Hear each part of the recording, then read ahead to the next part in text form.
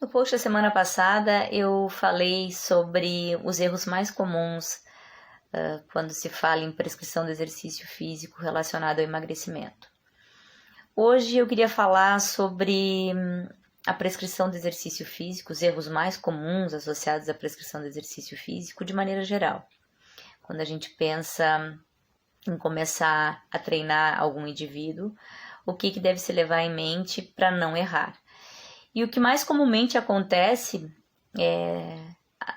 por incrível que pareça, é deixar de periodizar, é deixar de levar em consideração os princípios do treinamento desportivo, a base científica fundamentada quando se fala em prescrição do exercício físico. Ou seja, ter uma estrutura complexa, organizar a periodização do aluno em ciclos, ou seja, num macrociclo onde haja a estipulação de metas e objetivos a serem cumpridos em cada etapa do mesociclo, do microciclo, desde se pensar em que tipo de exercício, qual é o meio, qual é o método que vai ser utilizado para fazer aquele alcance daquele objetivo e estabelecer prazos a serem cumpridos, estabelecer um início, um meio e um fim.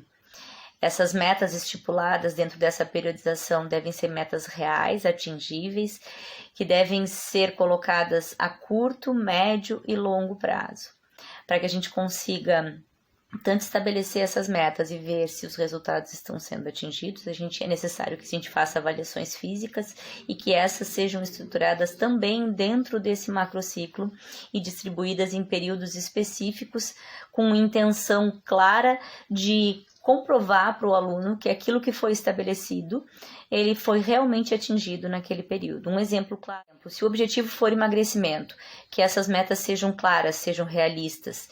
Em média, quanto esse aluno vai perder no período de 45 dias? Quanto ele vai perder no meio desse macrociclo? Quanto ele vai perder no final desse macrociclo? Para que, ao encerrar esse macrociclo, e eu costumo encerrar ele entre 6 a 8 meses e depois aí estipular novas metas a serem atingidas, eu consiga mostrar para esse aluno os resultados que ele conseguiu atingir e que realmente fizeram parte dessa progressão que eu organizei e que foi essa progressão que levou esse aluno realmente a obter o sucesso almejado. Um outro erro também muito comum é o educador físico não ter um domínio de prescrição, de controle, na verdade, dos componentes da carga. É comum a gente indagar em conversas qual é a real intensidade, qual é o real volume semanal ou por sessão de treino que é utilizado com aquele aluno, ou de quanto em quanto tempo a carga é variada, quais são os processos adaptativos. Realmente a gente vê que há ainda muito educador físico que se perde em relação a isso. E quando a gente não tem poder de conhecimento, poder de ação em controle da carga, a gente com certeza vai fadar o nosso treinamento ao insucesso. Quando se fala em componentes da carga, a gente está falando em componentes internos e componentes externos. É necessário que haja domínio sobre essas duas variáveis, sobre essas duas vertentes. Quando a gente fala de maneira geral, nos componentes externos, a gente está falando das questões relacionadas à intensidade do treino, o volume, a frequência, a duração, a densidade desse treino. E muito se perde quando esses aspectos não são levados em consideração na prescrição. Na verdade, tudo se perde, a gente fica lá dando tiro no escuro e tentando acertar. Às vezes dá certo, às vezes não dá certo, mas a gente não pode trabalhar assim como uma roleta russa. A gente tem que ter certeza e convicção do que está fazendo e certamente oferecer o estímulo correto e quando for correto e quando ele deve ser trocado.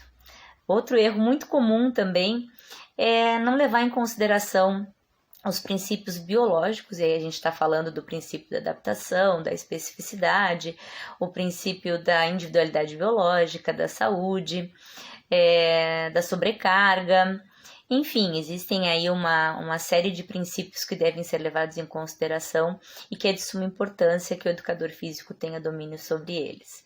Outra questão são os princípios pedagógicos, ter domínio sobre meios, sobre métodos, procurar se especializar no que realmente quer dominar, no que realmente faz parte do seu nicho do mercado e certamente direcionar o seu trabalho em cima disso. E quando a gente fala lá em princípio pedagógico, a gente está falando lá no educar, que é a base. Nós somos, como base da nossa profissão, nós somos professores. E uma das questões fundamentais, e que eu vejo que é um erro muito comum, é a gente achar que não tem esse papel, o papel de educar o aluno para a saúde, educar o aluno para a mudança do estilo de vida.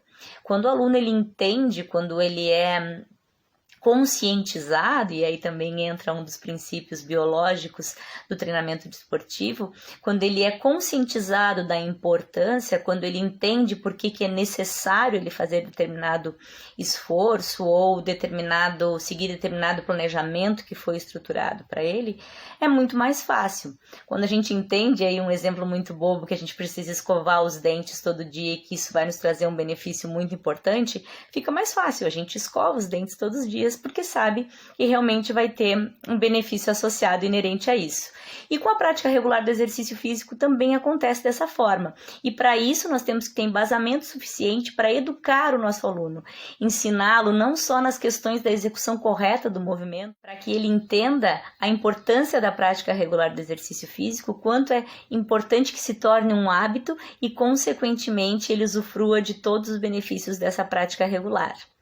Dessa forma, o aluno passa a se fidelizar ao nosso trabalho, entendendo a importância que esse trabalho vai trazer de benefício na vida dele.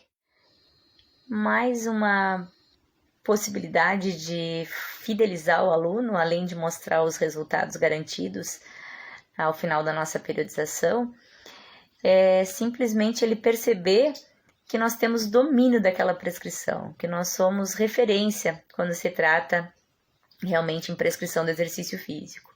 E além de oferecer o resultado, o aluno passe a admirar o nosso intelecto, nossa atuação enquanto profissionais da área de prescrição do exercício físico. Essa admiração faz com que haja valorização, e essa valorização gera respeito. E quando existe esse ciclo de valorização, respeito e também consequente interação entre um vínculo entre aluno e professor, certamente esse aluno vai sentir, através desse vínculo, a grande importância que a tua presença enquanto educador físico, enquanto pessoa que gera saúde, promove prevenção, vai trazer na vida desse indivíduo e, consequentemente, ele entende que tu és indispensável na vida dele. E essa admiração, esse respeito, essa valorização enquanto profissional, ela acaba se tornando um ciclo realmente virtuoso, onde esse aluno vai divulgar para outro, e consequentemente o teu nome vai estar em boca de Matilde, como eu costumo dizer, e o teu sucesso do teu trabalho, o número efetivo de alunos, a remuneração adequada, a gratificação tão importante que a gente merece enquanto profissionais adequados, ela virá, e certamente tu serás um profissional de grande sucesso.